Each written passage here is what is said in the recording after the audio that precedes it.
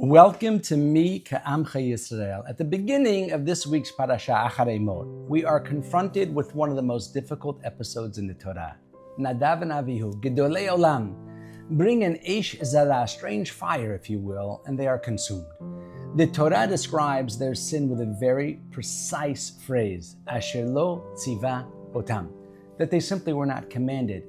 Wasn't forbidden and not impure, just simply not commanded. And it's difficult a little bit to understand. They wanted a closeness to Borei Olam. They wanted a connection. They were drawn to Borei Olam with sincerity and depth. So why is that improper? Because here's the yesod. In Yiddishkeit, in Judaism, it isn't enough for something to be true or sincere or even holy.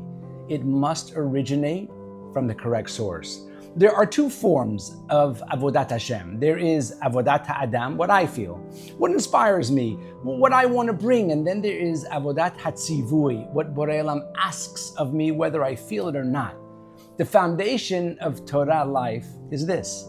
Avodat HaTzivui, it comes first. Only within that framework does the Avodat HaAdam take on a meaning. Nadav and Avihu reversed the order.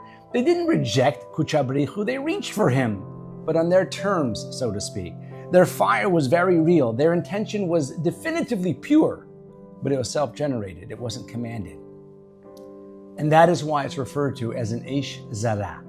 Not because it was bad, Has v'Shalom, but because it didn't belong within the system that defines true Avodat Hashem. And this is where it becomes very real. We live in a world that tells us if you feel it strongly, it's got to be right. The Torah teaches something deeper. Even sincerity must first pass through the filter.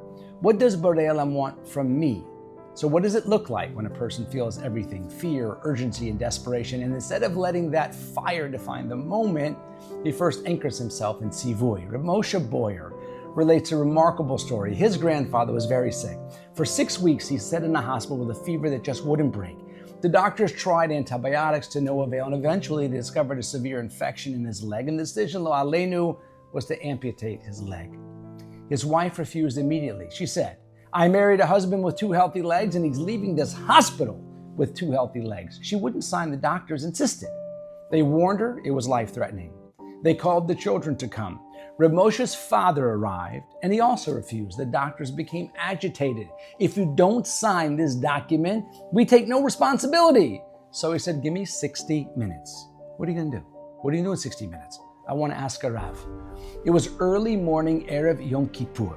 He went to the home of the Sar HaTorah, Reb Chaim Kanievsky, Zechet Tzadik Livracha, and they explained everything, the infection, the danger, the need to amputate. Reb Chaim opened a sefer and it said clearly, if the doctors say the leg must be amputated, halacha says you must listen.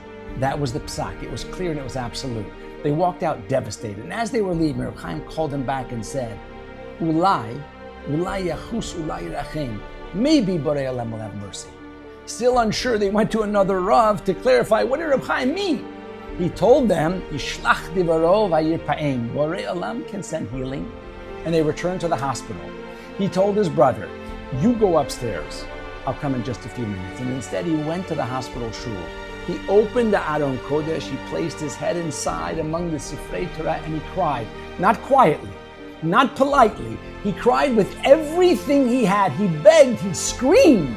He poured out his heart until he was ready to collapse. Then he stood up and he said, after a tefillah like that, they are not amputating the leg. He went upstairs. The doctor said, we waited, you didn't come, so we decided to proceed. They began preparing and suddenly everything changed. The leg looked completely healthy. The infection was gone. Instead, they realized it had been pneumonia all along. That's why nothing was working. Now the danger had actually passed. Baruch Hashem, no amputation. Later, they returned to Reb Chaim and they told him everything.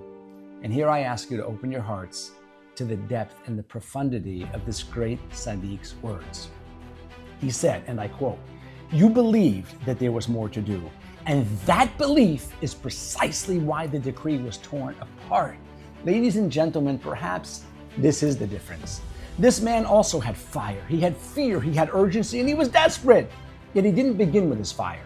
He began with the tzivui. He went to Dat Torah. He asked the Gadol Hador. He heard a psak, and he didn't want it, but he accepted it. Only then did he cry out to the master of the universe. Nadav and Avihu also had fire, but they let the fire define the avodah. This man had fire, but he let the avodah define it. Maybe, just maybe, this is where it becomes uncomfortable, because most of us are not missing fire. We feel, we get inspired, and we tell ourselves, perhaps we even convince ourselves, this is real, this is right. And that's exactly where the danger lurks, because not every fire comes from Shemayim. Some fires that come from us, and the most frightening part is they often feel holy. Nadav and Avihu didn't bring something impure, they brought something beautiful. And that's exactly why it was so dangerous, because it looked like Avodat Hashem, but it wasn't what Borei Olam asked for. And that question lives in every one of us. Not, do I feel this, but is this what Borei Olam wants from me right now?